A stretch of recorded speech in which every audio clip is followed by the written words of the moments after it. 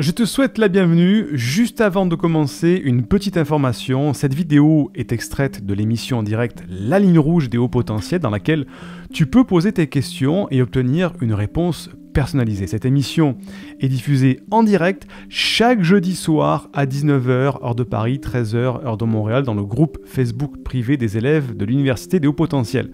Si tu ne fais pas encore partie de ce groupe d'entraide et de bienveillance, tu peux y accéder en devenant élève de l'université. Pour cela, il te suffit juste de télécharger une première formation offerte dans le cadre de cette campagne de sensibilisation au haut potentiel. Le lien se trouve en description de cette vidéo ou en description du podcast. C'est tout simple, tu m'indiques à quelle adresse je dois t'envoyer la formation et tu la reçois tout de suite. Si tu me découvres pour la première fois par l'intermédiaire de cette vidéo, eh bien je suis Siegfried C, je suis neurothérapeute spécialisé dans l'accompagnement des personnes à haut potentiel intellectuel ou émotionnel. Et j'ai fondé l'Université des hauts potentiels dans laquelle eh bien, nous les aidons à canaliser leur surefficience pour soulager un certain mal-être. Maintenant que les connaissances sont faites, laissons place aux conseils de cette vidéo.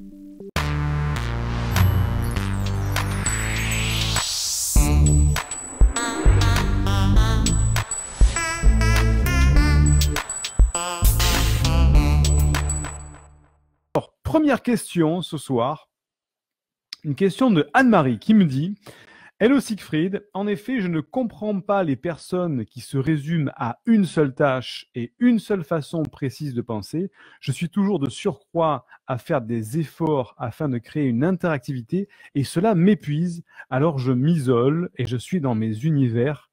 Question, comment dois-je faire et j'aimerais avoir des amis fiables ?» Donc, si je résume tes questions, Anne-Marie, tu aimerais avoir des amis fiables, mais tu as des problèmes à lier des amitiés avec ce qu'on appelle des neurotypiques, des normopensants. Alors, deux réponses à ta problématique. Première réponse, attention de ne pas se cliver. C'est pas parce qu'on est au potentiel intellectuel ou au potentiel émotionnel qu'on doit se cliver, se séparer de toute communication avec le normopensant. Ça serait pure folie de faire ça. On est sur une planète qui est très grande et on est tous là, on peut tous communiquer, même quand on a des langages différents. C'est pas parce qu'il y a quelqu'un qui parle chinois et quelqu'un qui parle français qu'on ne doit pas communiquer avec eux parce qu'ils ne parlent pas la même langue, ils sont différents. Donc, les hauts potentiels et les neurotypiques, les normopensants, on ne doit pas se cliver, on ne doit pas se séparer non plus de cette communication-là. Donc, attention, quand on rentre dans la case des hauts potentiels, de bien faire attention, de ne pas se refermer sur soi-même. Ça serait une erreur. Au contraire, il faut apprendre à canaliser sa douance, canaliser son potentiel. Et en le canalisant, on va mettre en place une nouvelle communication, un nouveau comportement qui va te permettre d'être plus à même de communiquer ouvertement pour qui tu es vraiment au fond de toi. Parce que la problématique des hauts potentiels, c'est que comme ils ont un mode de fonctionnement qui est différent des autres, ils ont eu comme réaction, comme réflexe de protection tout au long de leur vie, de se mettre un faux masque, ce qu'on appelle un faux self, un masque social pour faire comme veulent les parents, comme veulent les gens autour de nous. Et ce masque social, il est pesant, il est épuisant, et c'est pour ça que certaines personnes, certains hauts potentiels, se mettent en retrait, se retirent, et parfois vivent même en ermite. Donc, c'est pas la bonne solution. La bonne solution, c'est de faire tomber ce masque pour ne plus avoir cette sensation d'épuisement, de lutter, de ne pas être comme on voudrait être, de ne pas se ressentir épanoui, tomber ce masque-là et d'être soi-même, aligné avec ses valeurs, avec quelque chose, une activité qui a du sens pour toi. Et à ce moment-là, automatiquement, les personnes de ton entourage vont commencer automatiquement à se trier d'elles-mêmes. C'est-à-dire que les personnes qui ne vont pas t'apprécier, elles vont le savoir de suite. Elles vont dire non, lui, franchement, il est pas comme, il est un peu bizarre ou quoi que ce soit. C'est pas grave. Et il y a d'autres personnes qui vont être très intéressées.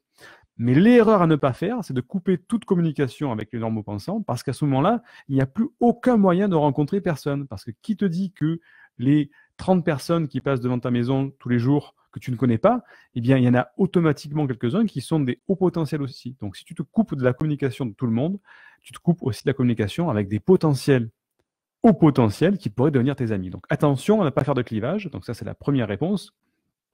Et deuxième réponse, tu me dis, je reprends ta question pour être plus pertinent.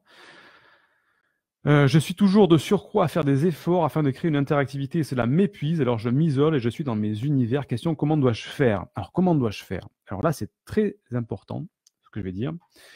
Il y a des règles de communication pour rentrer en contact avec des personnes.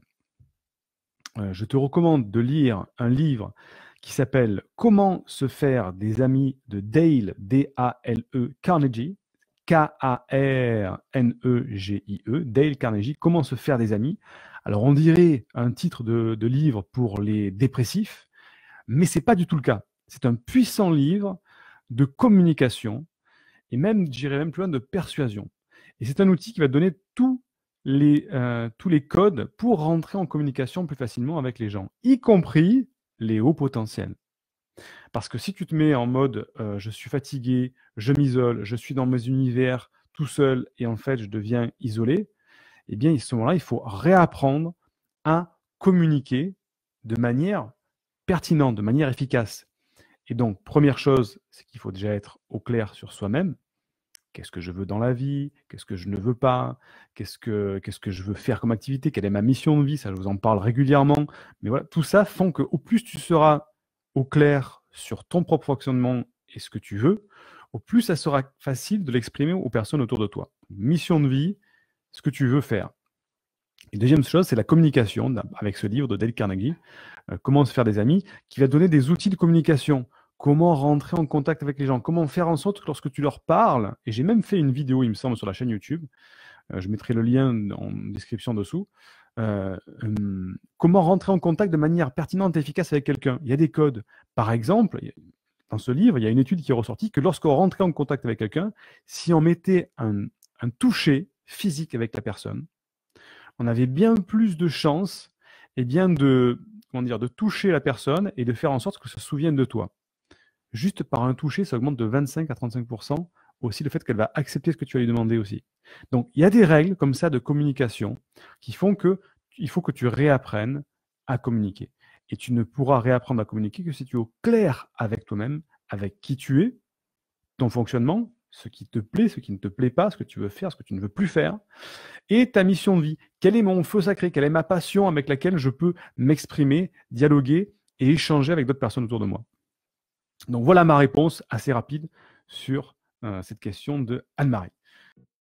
Indique-moi en description à quelle adresse t'as envoyé la formation offerte qui s'intitule « Canalise tes pensées envahissantes et profite de l'instant présent ». Et surtout, partage cette vidéo à une personne de ton entourage que ça pourrait aider.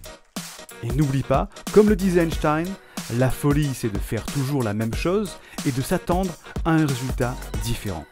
Si tu veux t'épanouir avec ta douance, c'est le moment d'utiliser le bon mode d'emploi, celui qui fonctionne avec toi, et de changer pour faire de cette terre un monde meilleur.